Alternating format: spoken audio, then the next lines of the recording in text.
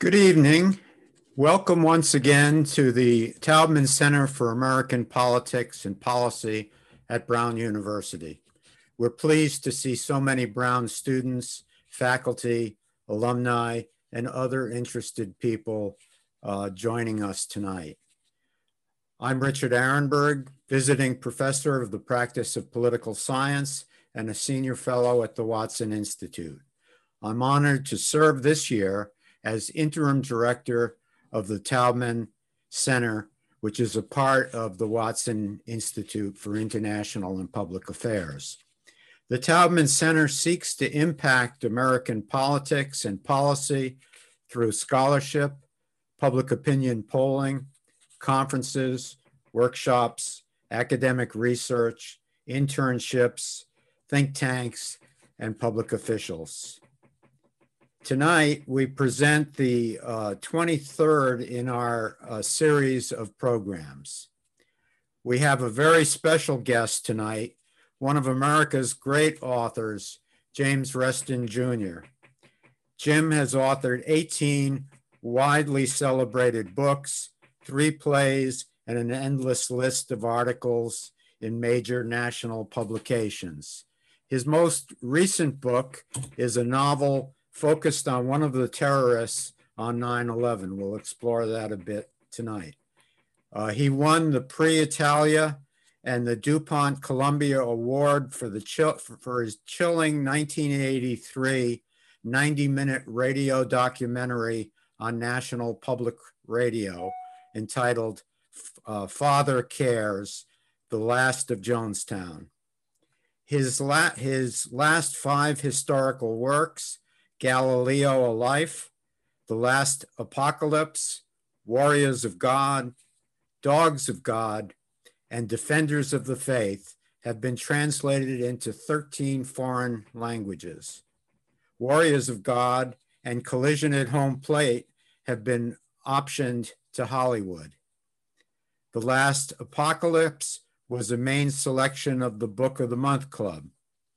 Warriors of God is an international bestseller with over 200,000 copies sold worldwide and still selling.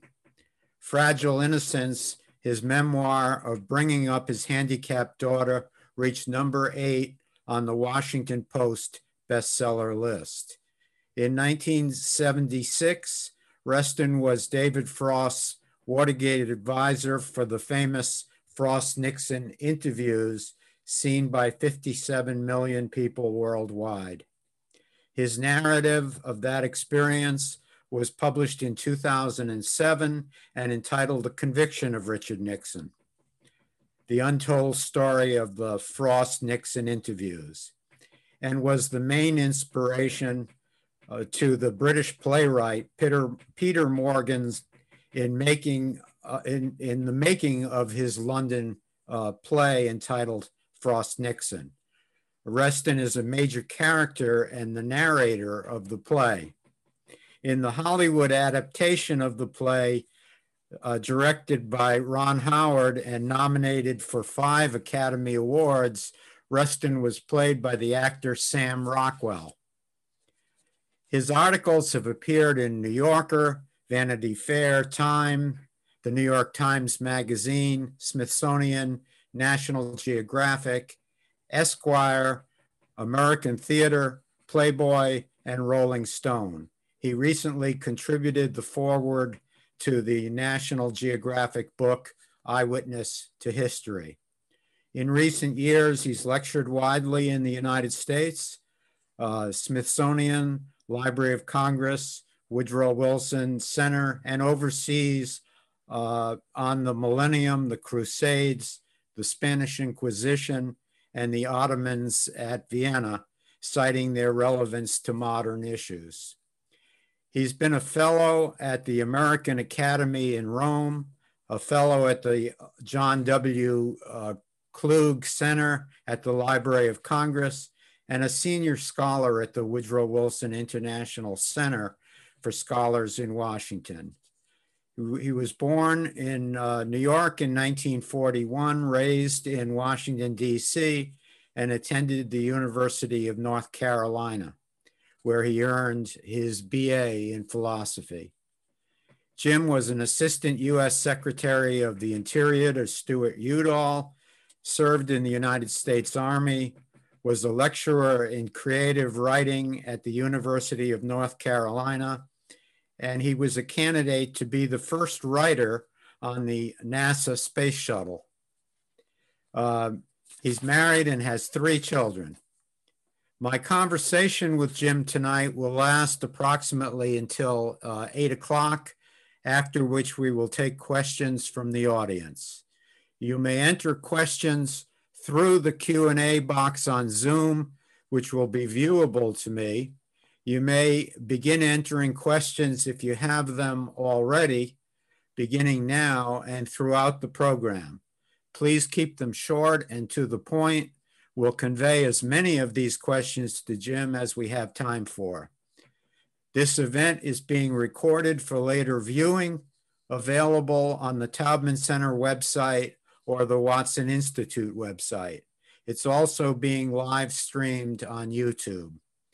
Now, it's my very great honor to introduce the very distinguished author and my good friend, James Reston Jr. Welcome to Brown, Jim. Absolutely, my pleasure. Let me start by asking you a little about your most recent book, The 19th Hijacker. It's a great book, by the way, so riveting that I read it in one sitting. It explores the reluctance of the 19th hijacker, the pilot of the plane that went down in Pennsylvania. But my question is, why fiction? Well, that's the starting point for any discussion about this book, Richard. I, as you said, was a fellow at the Woodrow Wilson International Center for Scholars in Washington that was run some years ago by Lee Hamilton. And Lee Hamilton was the co-chair of the 9/11 Commission. And I was in between books really 10 years ago at lunch with Lee, and he was talking about his work at the commission. And the conversation devolved into the perpetrators. And he said there was one in particular that he and the other commissioners were particularly interested in. And as you said, that was the pilot that took the plane down in Shanksville. He was interesting for several reasons. One was he was the lone Lebanese of the 19, not Saudi Arabian, came from a very fine middle-class family in Beirut, was sent to Hamburg, Germany to get his higher education, and there fell into the circle of Mohammed Atta, the ringleader for 9/11. And so the second thing that was very interesting to the commissioners was that this real character almost pulled out of the operation a month beforehand. And he did so, or he almost did so, because of a romantic relationship that he had with a woman in Germany. So between the fact that he had plenty going for him as an individual coming out of Lebanon, and secondly, because he was very conflicted about the mission because of this romantic relationship, that interested me immediately. And Lee said he would help me any way that I could, but I quickly found out that all the documents relating to the perpetrators in the commission files were classified. And they were classified because there were and are ongoing legal proceedings at Guantanamo Bay. And so until those were concluded, which in my view, they never will be concluded, that material will remain classified. So I came to this juncture where I had to decide, well, I can't do this as nonfiction, so I just give it up. Or I just couldn't stand to give it up because it was such an important story about a critical seminal event So I decided that I would write it as a novel.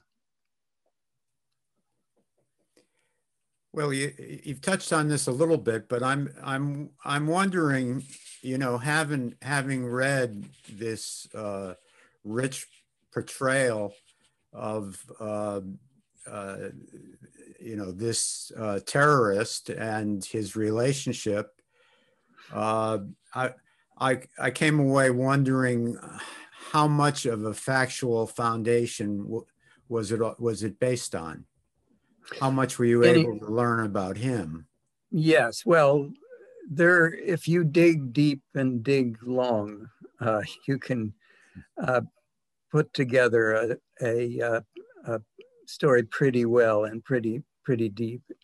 Any self-respecting historical novelist does every bit of historical research on the subject that they possibly can.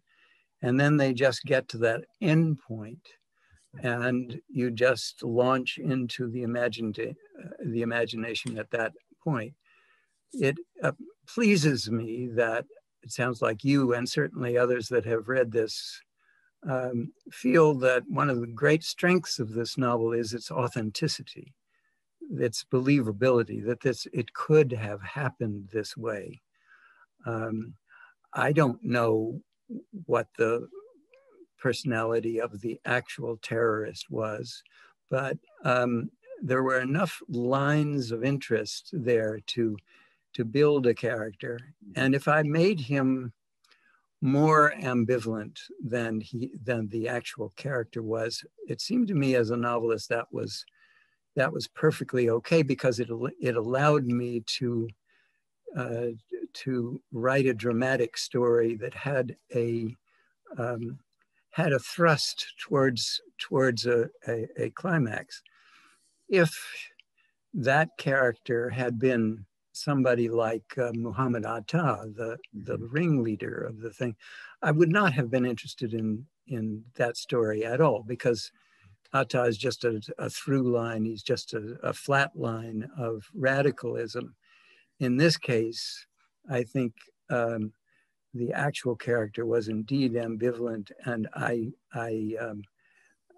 just settled on that theme for dramatic reasons. And in that ambivalence, also you get an illumination of, you know, the central question that we all wonder about these terrorists, and that's why. Yes, well, you know, I've been to Shanksville on a number of occasions, and it's always struck me that here we have a national park in Shanksville, Pennsylvania, where that plane went down, and you know, thousands, tens of thousands of people go to visit it. And I always kind of imagined the 8-year-old boy looking up to his father and say, well, why did they do this? And if you go to Shanksville, you will find that there is almost nothing about the perpetrators. It's almost exclusively about the heroic behavior of the Flight 93 passengers and a lot of other detail. But the problem of the perpetrators and their motivations is really not fully on display in a memorial. Nor has this side of the thing really been explored in such depth, if I may say so humbly, until I came along with this novel. So it's as if the story of 9/11, only half of it has been told up until now. And there is a further point to make on this, I think, and that is that it's important to tell the story of the perpetrators and try to imagine what their motivations were, because the threat goes on. And we need to know what is driving these characters, what motivates them. But that's been something of a taboo subject in America up until now.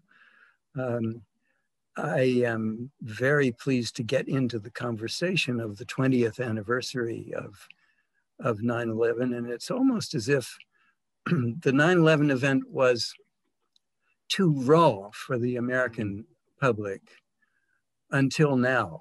It was certainly too raw at the 10th anniversary. And the way in which the perpetrators have been portrayed is as monsters. And of course they are monsters. But if you start a discussion or start an inquiry into criminals or perpetrators with the notion that they're evil from the beginning, then there's nowhere to go dramatically with that story. Yeah, it's interesting. I read a Washington Post review of your book about Jim Jones, which we'll talk a little bit about later, but he observed of you, his larger purpose is to make the terribly irrational somehow understandable. When I read that, I thought, well, it could have been written about this book. Yes. Yes. Well, what a wonderful review it was, right? Yeah.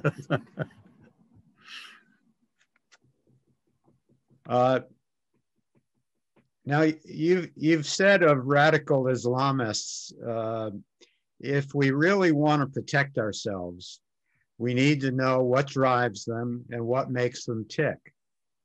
Are there lessons here that might apply, for example, to our quest to understand QAnon believers or white supremacists that attacked the Capitol on January 6th? Well, radicalism is a term that's thrown around very loosely, I think, in all kinds of circumstances, certainly in the 9/11 case and now with the January 6th case. And it's as if radicalism is some sort of final state that people get to, and they're just automatons at that point, is because we just know they're radicals. If that's the way you approach either 9/11 or January 6th, you'll never understand what drives them, what makes them tick, and maybe how to protect yourself against them as well. So I think there is a dynamic that is similar between these two cases. As I said, my relationship was deep with Lee Hamilton in relation to the 9/11 Commission. I've been arguing that there really should be a January 6th presidential commission. That January 6th falls in a category of about 5 or 6 events of the last 60 years, starting with the JFK assassination, moving on to the race riots of 1967 and 1968. We had a presidential commission on the Challenger disaster, and we had the 9/11 Commission. These are models that are very useful, I think, in considering the question of whether we should have a January 6th presidential commission, but certainly in terms of its overall historical importance, it clearly deserves to be in that category of 4 other seminal events. Yeah, I served with Congressman Hamilton on the Iran-Contra Committee some years ago, and when I wrote my book on the filibuster, I went out to Indiana and had a wonderful interview with him, sort of getting a longtime House member's perspective on the roles of the Senate. Right. Now, you've written 18 books, I think it is. They cover a hugely broad range from medieval history to Vietnam to Watergate to baseball and to honest and perceptive biography. I'm wondering, is there a thread when you begin a new project? How is it typically born? Well, when you list all of those things, it looks like this is a very scattered mind without a center, to it.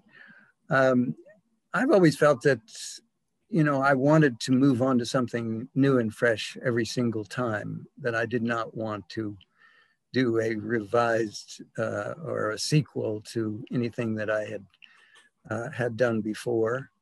I think the critical thing about embracing a book idea is tremendous intellectual and emotional excitement about the material. And also in my case, almost pretty profound ignorance of what the story would be. So that the whole experience of writing a book over 2 or 3 years is an adventure. But driven by that intellectual fascination and emotional connection. So I think those are the important elements. I was a product of the civil rights era, having gone to college when the South was still partly segregated. At the University of North Carolina, the whole struggle over civil rights, took place beneath my feet, which was tremendously exciting. And then later on, not much later on, the whole issue for my generation about Vietnam and whether to serve in the military or to avoid service came on. So in my formative years between civil rights and Vietnam, there was, internal conflict and passion. And I have milked, if that's the word, those early passions all my life. But I don't think that's different from other people who've spent their life writing books. Well, I'm interested, given the depth and strength of your literary accomplishments, do you think of yourself as an academic, historian, a writer, or a journalist? Not that you have to be pigeonholed as any one thing, but I'm curious about how you think of it. Well, a writer works. A writer as a title works pretty well. I'm certainly not an academic. I've written a fair amount of journalism, but it's all been subjective. I've never been much interested in objective journalism. I want to feel deeply whatever it is that I write about in whatever form, and it's allowed me to also explore certain subjects in different forms. In Jonestown, for example, the book was, a 3-4 year obsession, and it was made into a National Public Radio documentary out of the material that I had discovered. And then it became a play in Providence, the Trenton Square Repertory Company. Wonderful experience for me. And I wrote a libretto for a Jim Jones opera. So that was an obsession to try to understand that thing. And I have said before that the whole literary life is really a series of obsessions. Well, what was there about, talking about Jonestown, what was there about that mass suicide that we knew as the Jonestown massacre in faraway Guyana What was it about that that first drew you to it? Well, the instant connection was to Joseph Conrad's Heart of Darkness. And here was a story that I thought was an actual realization of the concept of Joseph Conrad's Heart of Darkness, this charismatic character who has a community, goes off into the darkness of the jungle and has this community, and then before their eyes slowly goes mad. So it really did have a literary impulse to start with, but beyond that, it relates to what I was just saying about civil rights and that obsession. I just couldn't believe in the 1970s that a charlatan like Jim Jones could use the ideology that I cared so much about racial equality and twist it in such a way that it would end up with that result. That just totally confounded me, and I wanted to try to understand it. So there's a bit of a connection with other books, including the 19th Hijacker, with that whole process. Mm-hmm. Were you able to come to grips with what motivated Jones? Well, he had an enormous ego. He was a master showman. His sermons, if you call it that, were just amazing to listen to, and he built this amazing organization with thousands and thousands of followers. And like I was saying about 9/11 and this novel about monsters, you know, of course Jim Jones was a monster at the end, but monsters don't build churches that have thousands upon thousands of followers if he doesn't have something going for him that is extremely attractive. And so I thought it was very important to understand the attractiveness of the Reverend Jim Jones long before you tried to understand what actually happened in the jungle. Mm-hmm. And when you did get to that point of the climatic event in the jungle, how do you understand the followers, the motivation, how is it that so many people could follow a leader down this suicidal path? Well, that was precisely the Inquisition, if that's the right word, about the play at Trinity Rep, which was called Jonestown Express. That it had 4 or 5 prototypical characters from the Jonestown thing, and with different motivations. Nobody can know out of that 1,000 people how many happily went to the Kool-Aid, or how many resisted in their heart, how many went along because it was a perfect tyranny. I mean, this is part of the story that they couldn't get out, that he, in the end, down there in the jungle, had constructed the perfect tyranny where you just couldn't escape. So they were prisoners of his. Who knows how it would have shaken out in terms of who was really going along with this whole process and who was resisting. I want to turn to another book about a tragedy, but one not as profound as the two we've been talking about. I've read a number of your books, Oddly, among my favorites is The Collision at Home Plate. I don't know why I say oddly, it's just it's the story of the fallen baseball hero, Pete Rose, and the baseball commissioner who banned him, Bart Giamatti, the former president of Yale University.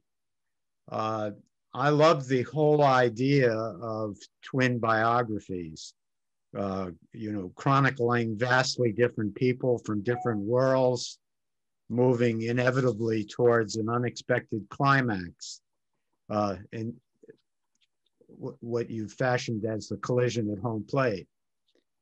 The burden may have hastened, some people say, Giamatti's death. What was it like to research that particular book, and what did you take away from it? Well, I really was excited about attempting the form of a dual biography. When this first occurred to me to do, Pete Rose was, in terrible financial trouble and about to go to jail, and Bart Giamatti was somewhat of a hero, but these two lives from such different worlds coming into clash was something that excited me as a literary question. I would, some people have said that the trauma of doing the Rose investigation ultimately killed Bart Giamatti. He was I never met him, but all that I learned about, he was a tremendous character, a fascinating, cultural, wonderful conversationalist, very broad, just totally captivating in every way. That was one character. The other character was not captivating as a personality at all. He was really rough. So for a sentimentalist about baseball like Bart Giamatti, to have had to, in effect, investigate and prosecute this fabulous athlete was a tremendously taxing thing. The whole question of whether Rose was fairly treated or whether he's fairly treated today, it's one of those stories of sports that just carries on. I initially had a notion that Pete Rose should go into the Hall of Fame, but into the museum part of the Hall of Fame, because then you could explain why he was the hit king, had more hits than anybody else, and also explain why betting on baseball is the cardinal sin of baseball. So it lends itself to a major display in Cooperstown on that level. And if you've ever been to Cooperstown, in some ways, the least interesting part of the whole thing is the hall of the plaques. It's very static and very uninteresting. What's interesting is all the lore of this great game. So here you have a wonderful case, a case that continues to reverberate today. I changed my view about that in recent years and think that he should be in the Hall of Fame, get his plaque, given all the other sins that we now know about modern baseball players. So anyway, it was really fun to spend a week at Yale and then a week in the dugout talking to his former fellow players. So it was a really fun project. Did you ever meet Pete Rose? No, I never did. But I'm desperately hoping, of course, that this movie that has been proposed will be made about this case. Okay. And there's been a lot of interest in Hollywood in the book, but nobody has quite got there to the production phase of things. It would make a great movie. I want to ask you about another of your books. Feel like I'm jumping around here, but you've covered so much ground that it's hard to do it all justice. But another book I learned a lot from was your biography of John Connolly, the Democratic governor turned Republican presidential candidate. The two things I knew about Connolly were that he'd been in the car when John F. Kennedy was assassinated, and that years later, as a perceived Republican frontrunner for president, he was humiliated in the primaries by Ronald Reagan and wound up, I think it was, with one delegate to the Republican convention.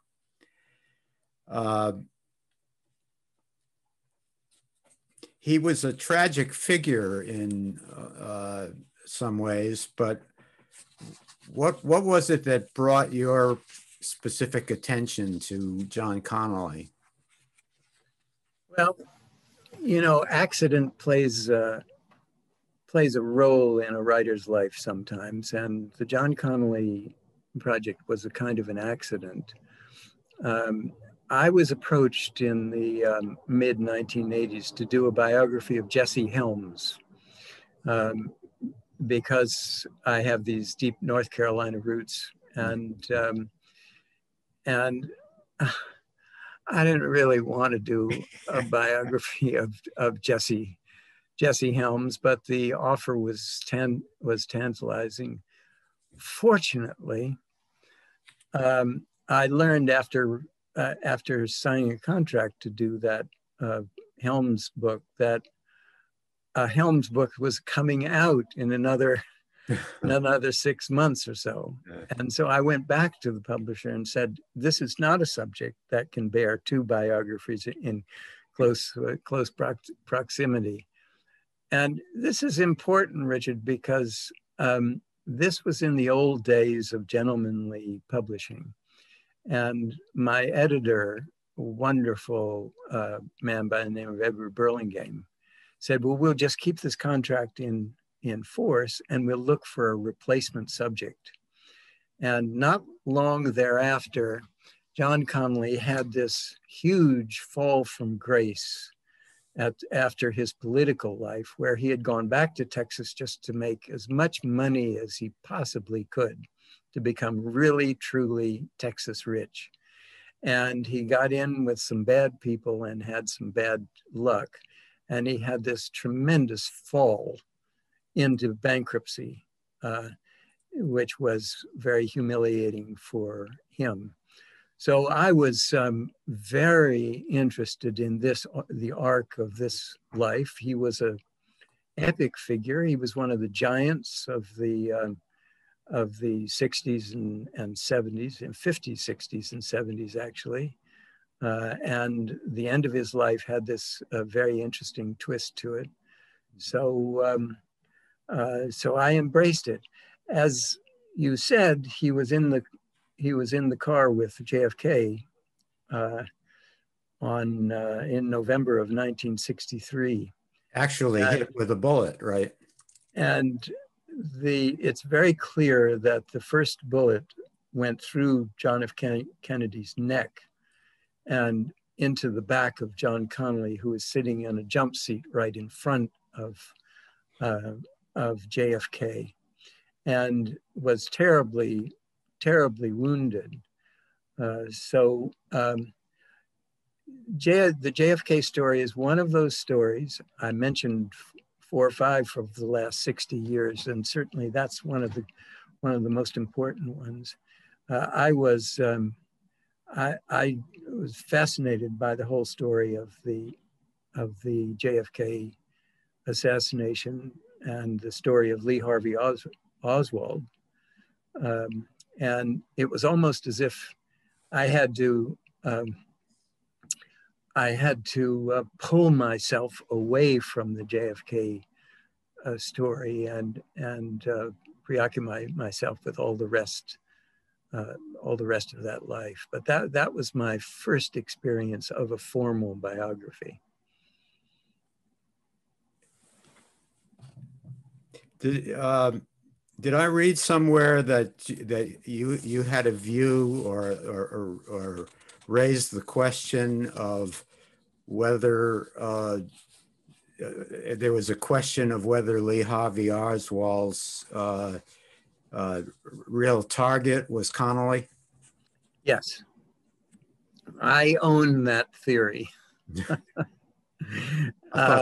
And in a way, it stitches to what we've been talking about before, that, the Great Warren Commission was established to look into the JFK assassination, and they did everything right except one thing, and that was to delve into the motivation of Lee Harvey Oswald. They simply said, oh, well, he was a communist, or he wanted to be a figure of history, but it was a wretched little man that it's just inconceivable that some abstract ideology like communism or an abstract idea about being a figure of history could have motivated a horrendous murder like that. There had to be something deeper. And that's my initial investigation into that came through the Connolly biography. And sometimes that's the way it happens with stories. I mentioned how writing books can be a kind of journey of excitement, that you discover things that you didn't know. It turns out that there was a relationship between, I've got a helicopter going over me here, a relationship between Lee Harvey Oswald and John Connolly that went back to the days that Oswald was in Russia. You remember he tried to defect after his Marine Corps experience. And he was in Russia for about 1.5 years, and it didn't work out well for him. And so he wanted to come home. He realized that with a 9th grade education and having tried to defect to the Soviet Union with a Russian wife and child, he's going to have a really tough time getting a job. And so he wrote a letter to the then Secretary of the Navy, who came from Fort Worth, Texas, like him, saying that his Marine Corps discharge had been summarily changed from honorable to dishonorable without any proceeding at all. And it was an unfairness and an atrocity. And he wanted this Secretary of the Navy to redress this unfairness. And about 6 weeks later, he got a letter back in Russia from one John Connolly saying, I'm no longer the Secretary of the Navy. Here's my successor's name, sincerely yours. And it came to Oswald in Russia in an envelope that said, John Connolly for governor of Texas, with the big picture of Connolly's head in a Texas star. And I think it's reasonable to conclude that that was the beginning of a tremendous grudge on the part of Lee Harvey Oswald against John Connolly. And this is supported by evidence in the Warren Commission, most especially the interviews with Marina Oswald, Lee Harvey Oswald's wife, who said in 3 different occasions that her husband, Lee Oswald was gunning for Connolly that day, not for President Kennedy. Really, that's really fascinating. Let me move from John Connolly to Galileo, who was another of your fascinating subjects, persecuted by the Roman Inquisition in 1633 for his support of the observation that the earth traveled around the sun and the sun was not fixed in the heavens. Of course, science and Galileo were later borne out. In 1992, the Catholic Church formally admitted it had made a mistake. Are there parallels to the insults to science that seem to be so much a part of our current politics around things like climate change and even evolution? Well, before I get to that, I would like to tell you how that book came to be. Sure. As you mentioned, I was a candidate to be the first writer to go in space on the space shuttle. And the writer program was supposed to follow the teachers program. I was the Newsweek and BBC and PBS candidate to be the first writer in space. And that, of course, all went down with the Challenger when the teacher went down. That was the end of both the teacher program and the writer program. But in preparation for that whole thing, I was very into NASA things. I did 2 films for public television on that, wrote a number of magazine articles about it and so forth. I was really into it. In the early 60s, there was one of the great missions of NASA was called the Galileo mission. And the Galileo mission was one of these huge NASA missions going to the planet of Jupiter. And so in the mid 80s, coming out of my candidacy for the space shuttle, I proposed a book on Galileo, and it was going to have 3 parts. One would be the quick retelling of the scientific tale, going to that sort of symphonic moment when he turns the telescope to the planet of Jupiter and sees the moons of Jupiter going around the planet, the first human being to see that. And the second part would be the clash with the Catholic Church on this eternal question of science versus faith. And the last was going to be on the NASA Galileo mission. So my editor took this complicated book proposal to the Frankfurt Book Fair. And with one voice, European publishers came back and said, Galileo is such a great story, but what is this strange tripartite concept that your author has here? Go back to him and disabuse him of this complicated project and give us a fast-moving retelling of the great Galileo story. And so that's what I did. On the scientific level, of course, he is the touchstone for scientific discovery that comes out of evidence, the evidence of the eyes, as opposed to the abstract theory. On the question of science versus faith, he is the touchstone. That case is the touchstone about guilt or innocence of a scientist in relation to faith. So it was a biography that in a way ruined me for biography, because it was so perfect, the trajectory of the rising action to the use of this little spyglass to look at the moons of Jupiter.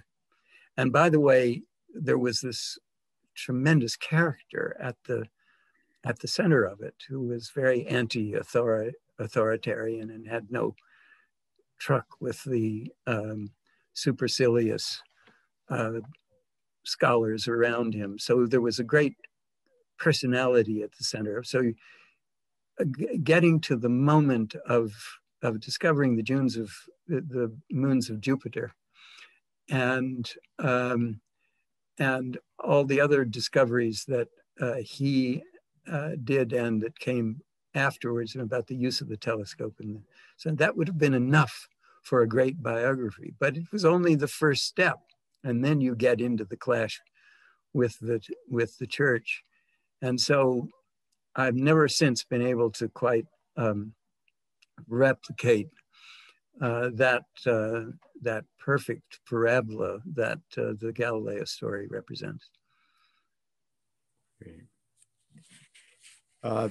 Now you were the researcher for David Frost's famous interviews with Richard Nixon, in which Nixon for the first time acknowledged guilt in Watergate. Why was that acknowledgement so important? After all, he had been out of office for 3 years. He'd been out of office, and he had never been confronted with his crimes and misdemeanors. He made it into a money-making proposition with David Frost. I think that was a main motivation for Nixon to finally agree to a sit-down interview that would be very, very extensive. I think, well, just to tell you how I happened to get involved, I came to Washington in 73 and 74 to witness the Watergate hearings and then the demise of Richard Nixon, which, by the way, at that time, I thought was going to be the greatest political drama of my life. So I had taken off teaching from Carolina to come up to Washington, then went back to teach creative writing. And David Frost, having gotten this exclusive deal and had to, in effect, build a whole network around this project, he came through Washington knowing that the whole thing would rise and fall on his interrogation of Nixon over Watergate. And so he was looking for somebody who could help him do the research and help him craft the interrogation of the thing. And fortunately, somebody thought about me. He had somewhat of a reputation as kind of a soft interviewer, didn't he?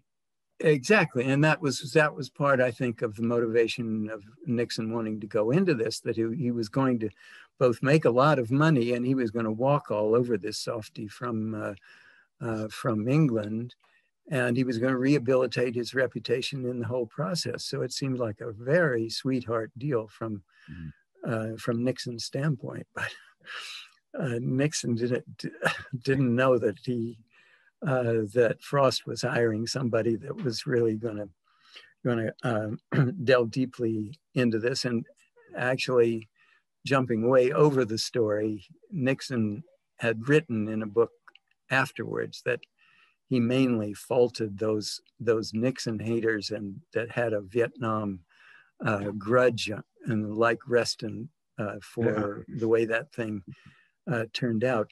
But at any rate, that's what got me into it. Now, I came up to Washington. An office was set up in Georgetown that had a bed for me in the back of this apartment, and became the office for the project during the day. And I did a massive amount of research on the whole thing. But I was able to find some interviews or documents of interviews that had never seen the light of day. And these were critical to my interrogation document that I crafted for David Frost about how to salt in this new material right at the beginning to throw Nixon off his game. Because, Nixon this had been his life. He lived Watergate. He knew every single part of it and knew everything that was in the public realm. So that's what happened. And just to jump to your question, the interrogation itself was a kind of facts and dates interrogation that salted these various discoveries that I had made in confronting Nixon along the way. And it was a withering prosecution. David Frost was the very best man in the world to do it if he did his homework, which ultimately he did, because he was a showman and an entertainer, not just a straightforward television journalist. And so there came a moment in that whole thing where one of Nixon's people came storming onto the set and insisted that the thing be stopped. And there ensued about a 15-minute break in the proceedings and furious back and forth between the two sides about, okay, if we let up on the interrogation, what are we going to get? Are we going to get an apology? Are we going to get an acknowledgement of his criminality? And nothing was agreed by the Nixon side on that. But Frost changed his tone completely and elicited first the acknowledgement of wrongdoing, and secondly, an apology. Nothing has ever happened like that in American history before. And because we knew what we had when the thing was getting ready for broadcast, the anticipation of the broadcast of the Watergate program was just incredible. And that's why, as you said at the opening, 57 million people watched that interrogation. And the event was later made into a play? Yes. And a motion picture? That's correct. Yeah, and I was very involved in that whole process. It's it's really that play and movie is based upon a narrative that I wrote when I went back to Chapel Hill after the experience in 1977, and that was a critical and essential source for the playwright to construct his drama. Great. You've said that the actor playing Nixon had not impersonated Nixon, but had become a totally original character, inspired by Nixon, but perhaps different from him. I'm wondering about that where you feel that line, in this kind of depicting this kind of historical event. Where do you draw that line? Well, I've done a fair amount of theater now, and had quite a lot of experience with very fine actors. And in the case of Frank Langella, it was he was the finest. I mean, he was just an absolute fabulous actor. And he looked absolutely nothing like Richard Nixon. And, for somebody who was just a bystander looking at that project as it went forward, must have wondered deeply how this actor could ever bring it off. The way that he brought it out is essential to the acting, to the art of acting, which is to build characterization from the inside out and not from the outside in. So in other words, I feel sure that Langella studied a lot of films about Richard Nixon, but that would only have been his starting point, I think, for building a characterization from the inside. Where you draw the line, of course, the movie was based upon the play. I was invited by, sorry, let me just stop that. I was invited by the producers of the London play to come over to London to be in the first reading of the play with Frank Langella and Martin Sheen, who played David Frost. And the original reading of that play was in 2 acts. And when it ended, Peter Morgan turned to the director and said, "We can't do this in 2 acts because we'll lose all the passion and interest that we've built up in the first act, because people will go out into the lobby and, you know, have a drink and have conversation, and we'll lose all the stuff that we've built up in the first act." So the process of compression began at that point. So the actual forcing Nixon to acknowledge his crime and apologize for it happens in 7 minutes in the play and in the movie. In actuality, the taping of it was over a two-day period and with 8-hour sessions. So there were 16 hours that brought Nixon to that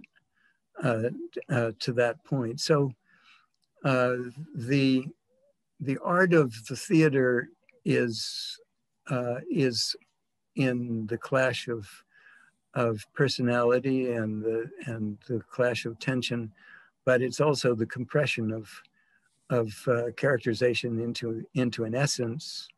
And so we go to the theater and to movies that are based on actual events to sort of get an essence of the thing, not to get every fact correct. I could go on doing this for a couple of hours, but we've promised to take some questions from the audience. So let me turn to a couple of audience questions. And Stephen asks, do you believe that there never was a 20th hijacker, that there were 19 because of the phrase in the Quran that says about the wardens of the fire, above it there are 19, and that is why Osama bin Laden used only 19 hijackers? That's a fascinating question. And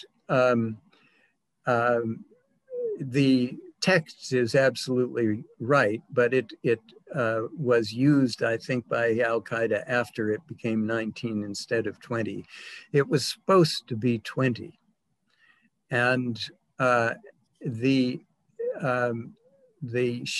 plane was brought down in Shanksville, Pennsylvania, specifically because there were only 4 hijackers instead of 5. The other 3 planes had 5 hijackers on it. And the one that was the 5th that was supposed to be on Flight 93 had been stopped coming in to Florida and was sent immediately back from where he came. And I think that character ended up in Guantanamo Bay. At any rate, that's why it became 19 instead of 20. But the text of 19 in Islamic text is absolutely true. I have not been to the Middle East since I got into this, writing this novel, so I don't really know how the attack on America is received in the Middle East now, and especially received by sentimentalists about the attack itself. But if there are sentimentalists about it, I'm sure they would focus on that passage in Scripture. Brian, who volunteers that he's from Rockville, Maryland, asks, tell me more about what intrigued you about the pilot. What would you like readers to take away from this book? Well, as people will discover when they get into this, that this is a story that is told in the aftermath of 9/11 through the technique and the device of tape recordings that I have imagined the hijacker tape recorded for his girlfriend as he tried to figure out whether he was going to go forward with the operation or whether he was going to bail out at the end and they were going to flee to some safe place somewhere. So I think the construction of the novel is unusual, and the relationship to a lover who is not really sure entirely what is going on with her boyfriend, that allowed me to portray a character who you didn't really know whether she was in the know about what he was doing or not. Probably she was not, but it raised to me the philosophical question that we have all the time with these seminal crimes, of the people that are around the criminal. Were they complicit in some way? And it raises the philosophical question of moral authority or moral responsibility. This is a novel that only has 3 characters to it, and the third is a frumpy German policeman who is trying to find out whether the girlfriend knows what the conspiracy is, because in the immediate aftermath of 9/11, everybody was terrified there was going to be a second wave of terror. So this is, between these three characters, there's a lot going on. People seem to ask straight away, when they don't know what I've actually done with this novel, is this a sympathetic portrait? And the answer definitively to that question is no, this is not a sympathetic question, but it does try to understand how any human being can start in a fine family in Beirut and pass through Hamburg, get training in Florida, and end up in the mud of Shanksville, how any human being could go on that trajectory of life. And he is, by far the actual character. And I think my fictional character is really a lot more interesting than probably the actual character was. But for the journey that character goes on to end up a month beforehand, either going forward with the operation or bailing out. Are you convinced that the target of that fourth plane was the U.S. Capitol building? There's no doubt about that, Richard. There's no doubt about it. It's very, very clear in the documents themselves. It's certainly been embraced by Congress. Right. There is a plaque in the U.S. Capitol that celebrates the passengers of Flight 93. And I mean, it's always the sort of afterthought, the Shanksville thing for a lot of people, most people, I suppose. But all you have to do is have a bit of imagination to imagine how much worse 9/11 would have been if those passengers had not been successful. Right. And the US Capitol had been destroyed on that day. And they were within 20 minutes of that happening. So it's a horrendous story of terror that could have been so much worse. The only reason I asked that question is I was in the Capitol building on that day, and a lot of the early speculation was that the target was the White House. But it always seemed to me that the Capitol was more logical, just in terms of the lack of skills that the pilot likely had. It'd be much more difficult to reach the White House than to the Capitol, straight up the mall. That's an essential point, and absolutely compelling what you've just said. If you compare it to the trajectory of the plane that hit the Pentagon, that was a brilliant bit of aviation on the part of the hijacker that hit the Pentagon, because the Pentagon was so low slung. And he did, I've never quite studied that thing, but it's very clear in talking to people along the way that he had to do some very complicated maneuvers to be able to hit the Pentagon. So you can imagine how much harder it would have been to hit the White House, whereas the Capitol is just sitting up there like a sitting duck. Mm-hmm. Right.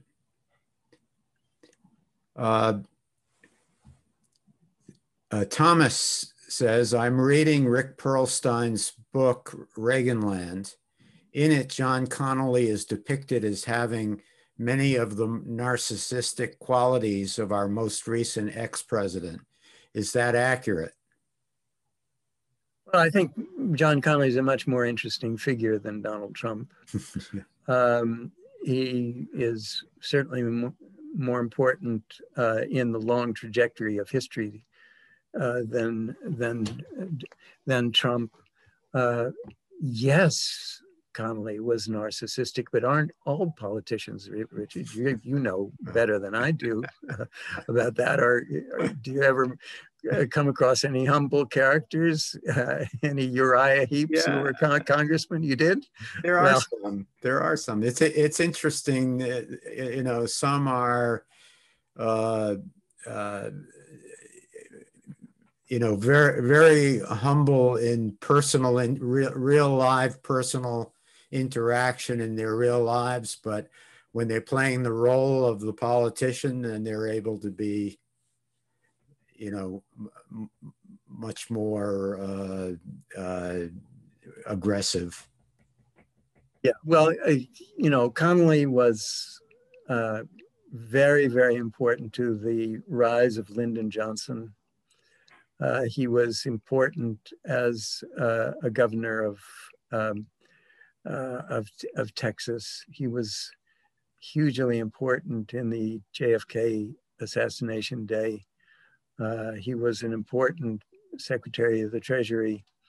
The end of his life in the bankruptcy was interesting. That's over time far, far more interesting story than Donald Trump will ever be. But also there is always, I look at who is the character at the center. I think Connolly had a lot more substance than Trump does.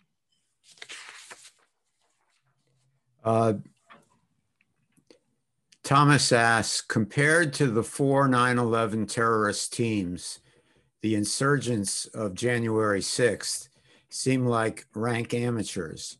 Should that make the January 6th group any less culpable? No, obviously not. If we'll have to see how this finally sorts out with the 300 and more people who are charged with crimes. You know, when you have a handful of characters like the attack of 9/11, I mean, if you can get this, accept this, that was, as an attack, a brilliantly conceived attack that was conceived over a period of 2 or 3 years at least, with a very, very small handful of people. And that's qualitatively quite different from a mob. What each of the actual attackers in the 4 planes did was individually so much more horrendous than one of the mobsters who came forward. So I think that's the real difference between this 2 sets of terrorists. That one is a discrete handful of people who were, you know, trained, and the ideological side of the thing about the clash between Islamic Middle East and the industrial West is just a totally different kind of a situation. Maria asks an interesting question. How does your writing process change from book to book? Are there things that remain the same always? Well, I don't think it would be bragging to say that I'm a pretty disciplined guy.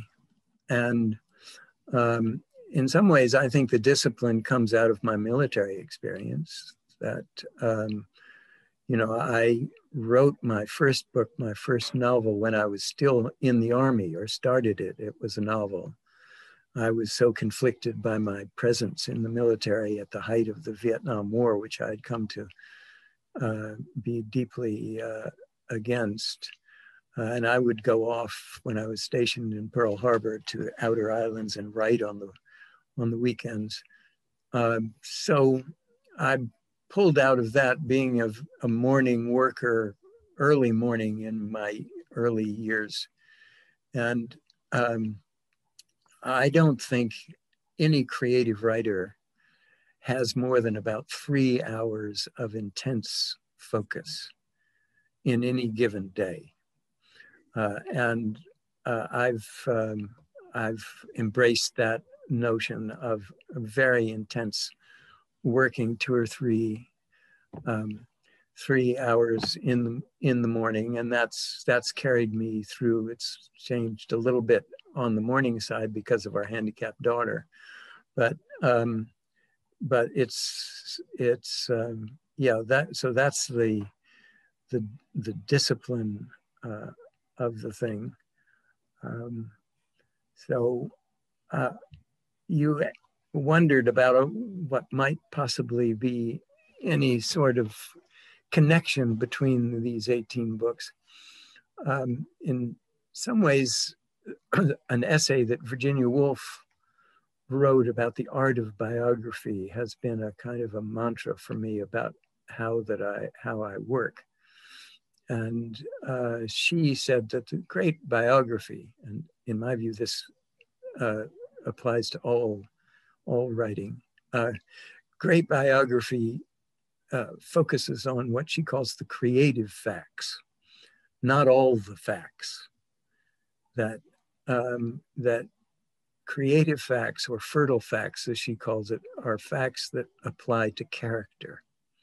And if you take that as a mantra, it can apply to writing fiction and nonfiction and biography and other kinds of factual writing. That's a kind of a through line for me, both the discipline and and the approach to material, no matter what it is. I did want to be sure to ask you about Vietnam. You mentioned it. You wrote a book about called Rift in the Earth, about the Vietnam Memorial and the controversy over it, and you've described the war as flawed and possibly immoral. And I just wanted to give you the opportunity to say something. It plays such a big role, I think, in your life and in the life of many of us in our generation. I'm just wondering what you think now about the legacy of that war and what it meant to our generation and how it's now affected the generations that have followed us. Yes, well, that's a big topic. Yeah. As I said, my first novel came out of my own military experience at the height of the Vietnam War, being very much in conflict as a soldier, and oftentimes that's how literary lives begin, is somebody who is in deep conflict about an experience that they're having. I've revisited Vietnam twice more, once in the mid 80s, in comparing the warfare of General Sherman of the Civil War to the total war of Vietnam. And then I was always fascinated by the controversy that swirled around the making of the Vietnam Memorial in Washington. It involved art as well as history, as well as memory. And those were very nice themes to bring together to tell the story of how against a lot of opposition and a lot of craziness, that exquisite work of public art, got done.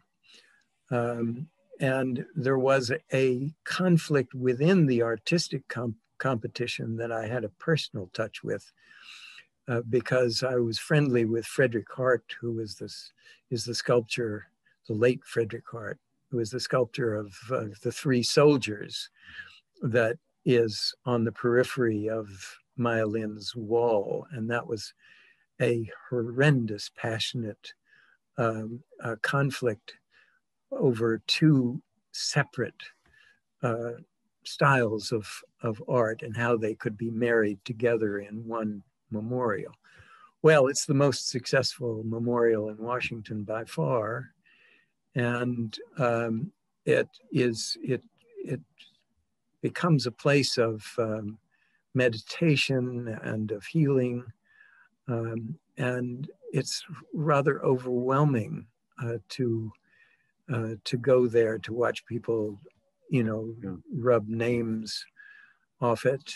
I wanted to include in my story of that that a final chapter on the one GI friend that I served with, who is on that wall, who was killed in 1968 in the Battle of Hue, never having fired a shot. It was a kind of pointless death.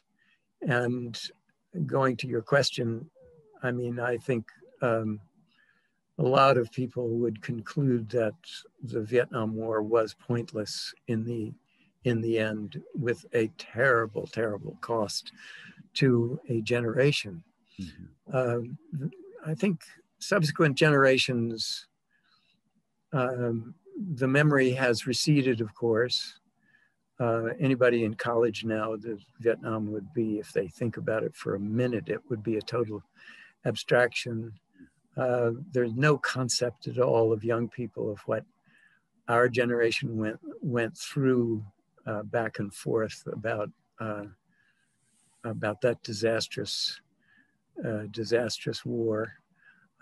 But I'm not sure that the lessons of Vietnam have really been learned. We seem to get drawn back into pointless conflict, and also pointless conflict that is spurred by lies, like the fake intelligence that started the Vietnam War and the fake intelligence that started the Iraq War. So we don't learn these lessons as we go forward. Before we run out of time, I always like to ask accomplished guests who come to Brown. There are many Brown students in the audience who I'm sure would like to hear how you progressed through your career, how you got started, and how related to that, what's your advice for a young college student now who would like to have a career as a writer? Well, the world has changed so dramatically from the decades that I worked on my books. I wanted to have a literary life. I wanted to lead the right life of a writer.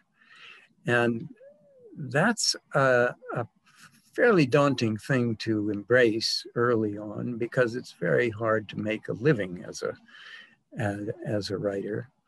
And you have to be ready for failure, and you have to be ready for poverty and so forth. There were many deep valleys in my career, but I persisted because this is the life that I wanted to lead. So I think it goes down to this question of commitment at the beginning, and passion, and the readiness to write about what you really care about. And if you focus on what you really care about, that can sustain you for quite a while. My career is in contrast to other writers who are assigned to write certain things and are given commissions of one sort or another. That's only happened to me twice in my life, and thankfully, in books that were that I could embrace once they were suggested to me. But I think that's where it begins. But it's not an easy road, and there's not all that much low-hanging fruit out there that other people have gone to first. But I'm very fortunate to have been drawn into being a teacher of creative writing in the early part of my career, and being associated with some very estimable writers and novelists. And that's, I wanted what they had, and that was a lucky thing. So, as I said before, accident plays a great part in any writer's life, and you got to have some luck, but you got to be ready for bad luck as well. Well, Jim Reston, I want to thank you so much for spending this. It's really been a great opportunity for the Brown community, and we thank you for that. And I want to thank our audience as well.